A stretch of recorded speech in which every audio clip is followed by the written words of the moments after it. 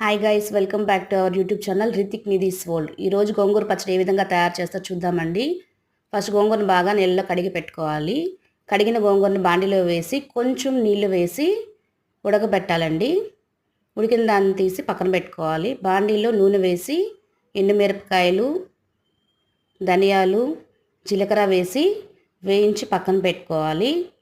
ఈ వేయించిన వాటిని రోట్లో వేసుకొని కొంచెం ఉప్పు వేసి నూరుకోవాలండి. కొంచెం కారం తీసి పక్కన పెట్టాము, కావాలంటే చూసి వేసుకోవచ్చు.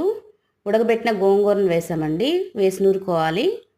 వెల్లుల్లిపాయలు, ఉల్లిపాయలు వేసుకొని నూరుకోవాలి. ఉప్పు కారం సరిపోయిందో లేదో చూసుకొని వేసుకోవాలండి. రోట్లో నూరిన దాన్ని తీసి పక్కన పెట్టుకోవాలి. బాండి పెట్టి ఆయిల్ వేసి పోపు దినుసులు, ఎర్రగడ్డ, కరివేపాకు, ఒక ఎండుమిరపకాయ, కొంచెం ఇంగువ వేసి మనం నూరుకున్న గోంగూరను తీసి దాంట్లో వేయాలండి. వేసి బాగా కలుపుకోవాలి. లాస్ట్లో కొత్తిమీర వేసుకుంటే నోరూరించే గోంగూర పచ్చడి రెడీ.